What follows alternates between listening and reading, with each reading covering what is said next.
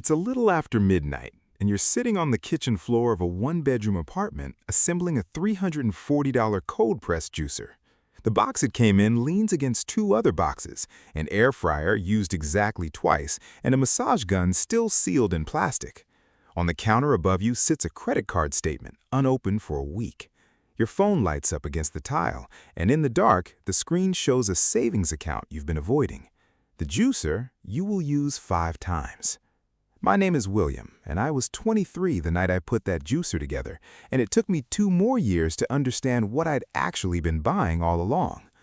When I finally sat down and audited my first 3 working years, purchase by purchase, the number came to just over $11,000. Not spent, wasted. Money that bought nothing I used, nothing I kept, and nothing I remember fondly. So understand where this list comes from, because it isn't a lecture from a mountaintop. Of the 15 purchases I'm about to walk through, the 15 most reliable wastes of money in ordinary American life, I personally bought 9. I paid the tuition on this list one swipe at a time, and the audit that followed is the only reason I can hand it to you in 16 minutes instead of 3 expensive years. So here's the game as we go. Keep a tally. Count every item you've bought. Honestly, no rounding down. Most people land at 7 or higher. I landed at 9. And hold your number to the end, because the last item flips what the tally means, and the closing math turns it into something you can actually use. 2 numbers first, so you know none of this is a personality quirk of mine. When researchers asked people to guess their monthly subscription spending, the average guess was $86. The itemized reality was $219, a $133 gap of money leaving quietly every month unnoticed. And Americans put down a record $104 billion on lottery tickets in a single year, over $320 per adult in lottery states. The waste in this country is not a character flaw, it's a system running exactly as designed. Which points at the real definition, the one this whole list stands on. Waste was never about the price tag. Waste is the distance between what you paid for and what you actually used. A $340 juicer used 5 times is a $68 glass of juice. A $9 pour-over you drink every morning for a year costs pennies a cup. Price tells you nothing. Cost per use tells you everything. And one assumption to hold for every figure ahead. Whenever I convert a waste into future money, I'm using the same boring instrument every time, an ordinary index fund averaging 8%. Nothing exotic, just time doing what time does. Waste number 1, and it enables every other item on this list. Anything you bought because the monthly payment sounded small. $40 a month doesn't register as $480 a year, because the brain files monthly numbers next to coffee, not next to debt, and entire industries price things in monthlies for exactly that reason. The furniture ad doesn't say $1,900, it says $53 a month, because $53 slides past the alarm that $1,900 would trip. The habit that kills it costs nothing. Say the total out loud before you say yes. Multiply by 12, then by the term, and let the real number sit in the room. Half the items ahead never get purchased by people who do that one thing. Payment thinking isn't one waste, it's the doorway the others walk through. Waste number 2, credit card interest, the only product on this list you buy after already owning the thing. Carrying the average balance of roughly $6,600 at 21% costs about $1,400 a year, and the $1,400 buys you nothing, not the purchases, you already made those, it buys the delay. Redirect that single yearly leak into the 8% instrument for 30 years, and it's about $158,000, which means the average revolving balance quietly costs a modest retirement account. Interest paid on consumption is the purest waste in finance, money exchanged for the past. Waste number 3, rent to own anything. The couch listed at $1,500 in a normal store becomes $3,000 or more by the time the weekly payments finish, a markup over 100% aimed precisely at the people who can least absorb it. The math never improves, the contract is built so it can't, and a $400 used couch plus patience beats it every single time. If the only way to afford something is by the week, the honest answer is that it isn't affordable yet, and pretending otherwise doubles the price. Waste number 4, extended warranties. The pitch at the register runs $80 to $200 and lands at the exact moment you're already committed. Here's what the pitch leaves out. Most electronics that fail do it early, inside the manufacturer's own warranty, and most of the rest simply never fail during the coverage window. Stores push the warranty harder than the product because the margin on the paper beats the margin on the machine. I bought them for years, a 191 on a television, among others, and used precisely none. Waste number 5, upgrading your phone every year. The annual upgrade cycle runs roughly $600 a year more than keeping a phone for 3 or 4. And what the $600 buys is a camera improvement you'd need a side-by-side comparison to detect. Mine was 4 years old the night I sat on that kitchen floor, and it worked fine, which should have told me something the juicer didn't. That $600 a year redirected for 20 years is about $27,000, the price of admiring a marginally better photograph of the same life. Waste number 6, food delivery as a habit.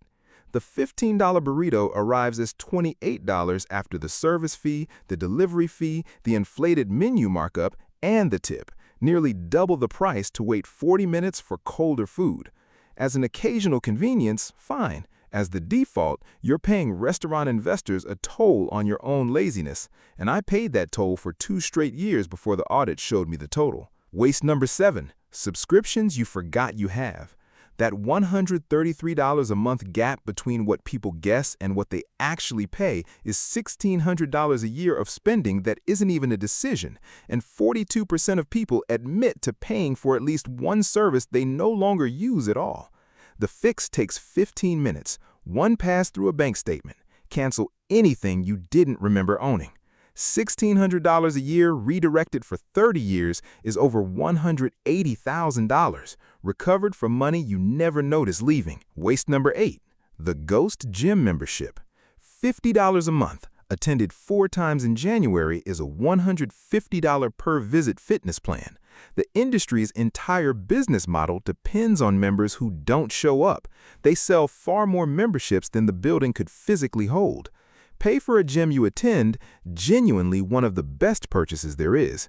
Pay for one you don't, and it's $600 a year, about $44,000 over 25 years, spent on the feeling of being someone who works out. Waste number 9, lottery tickets as a routine.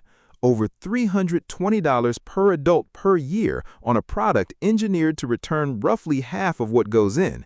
It's not an investment with bad odds. It's a donation with a raffle attached, collected most heavily from the people who can least spare it. I scratched my share of tickets at 23, and the honest accounting is simple. Hope is worth buying occasionally and worth budgeting never. Waste number 10, bottled water at home. A bottle-a-day habit runs $600 to $1,500 a year depending on where you buy it.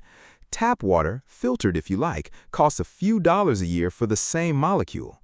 Call the habit $1,000 a year, and over 30 years redirected, it's about $113,000 poured into landfill plastic, one refrigerator case at a time. Waste number 11, brand name medication when the generic exists. The FDA requires generics to contain the identical active ingredient at the identical dose, and they routinely cost 80% less. The premium buys the color of the box. Ask the pharmacist one question, is there a generic, and keep the difference for the rest of your life.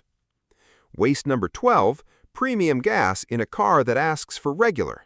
If the manual says 87, premium buys your engine nothing. No cleaning, no power, no protection. The manufacturer already tuned it. That habit runs about $300 a year, burned for the word premium on a button. Waste number 13, fast fashion by the haul. The $20 shirt worn twice is a $10 per wear shirt. The $60 shirt worn 60 times costs $1 a wear and still exists next year. I had an entire phase of this, about $1,400 worth in my audit. closets of almost worn things, and cost per wear is the only number the receipt never shows you. Waste number 14, single-use kitchen gadgets, and you already know mine.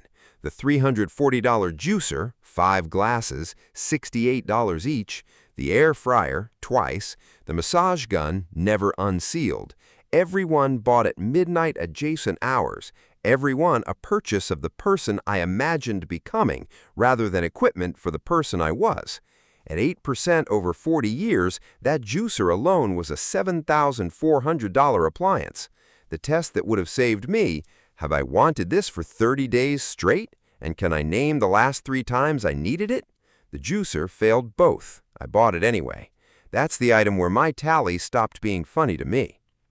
And waste number 15, the one that runs the opposite direction, buying the cheapest version of things you use every single day.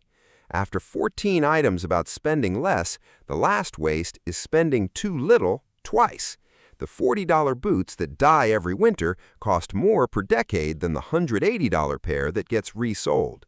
The bargain mattress, the $30 desk chair for a job you sit in 8 hours a day, the knives that can't cut.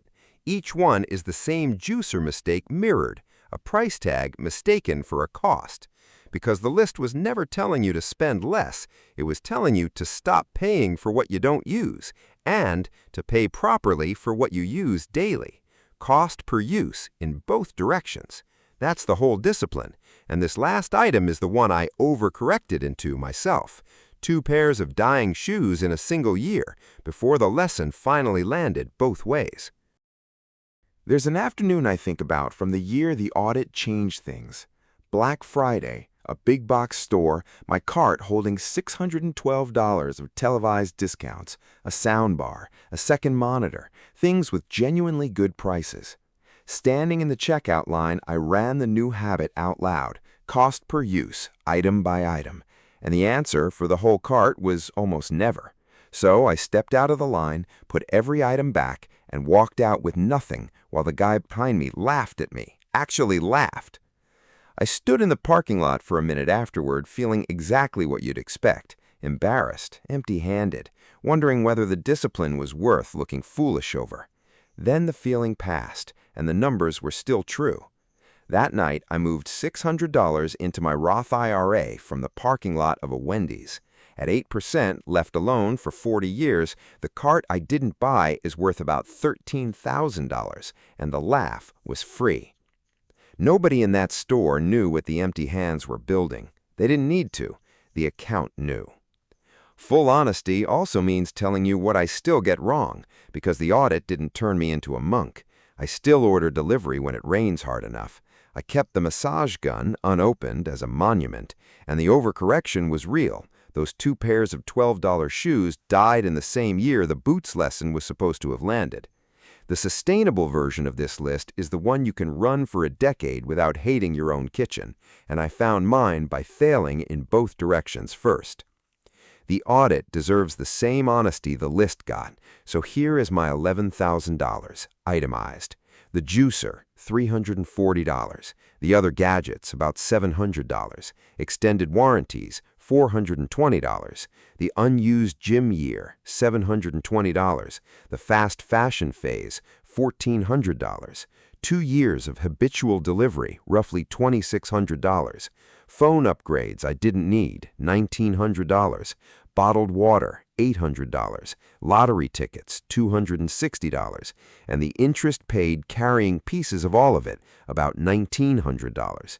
Just over $11,000, 9 items off this exact list. At 8% left alone until I'm 63, that audit was a $240,000 document. Now, your tally, whatever number you counted, 5, 7, 9, it isn't a verdict, it's a menu. Because every item you counted is money already moving through your life that can be redirected without earning a single new dollar. A realistic overlap for someone carrying 7 of these runs about $3,000 a year. And $3,000 a year at 8% for 30 years is roughly $340,000. That's the actual stake on the table tonight. Not the juicer, not the shirt, the retirement account your current leaks are quietly unbuilding.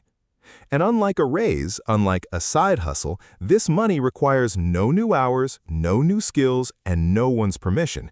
It was already yours. It was just leaving. Here's the part that took me longest, though. Knowing a purchase's price is arithmetic, and everybody has that. Knowing its cost per use, its total cost out loud, its 40-year shadow, that's a different skill, and it's the one that makes this list permanent instead of a resolution that dies in February. Without it, you'll cancel 3 subscriptions this week and resubscribe by spring. With it, the waste stops looking like treats and starts looking like what it always was, a quiet tax on not running the numbers. The tax has no enforcement office and no appeal process because you volunteer for it, and the only exemption form is arithmetic. The full mechanics of that skill, how compounding actually builds the figures I've been quoting all video, live in a complete breakdown on this channel whenever your tally makes you ready for it. The $11,000 never came back. It was tuition, and I've stopped resenting it because the audit it forced bought something the money never could, the ability to see every price tag twice, once as a number, once as a decade. You already have your tally. Now you have the second sight to go with it, and that trade is the only purchase from those 3 years I'd make again at full price.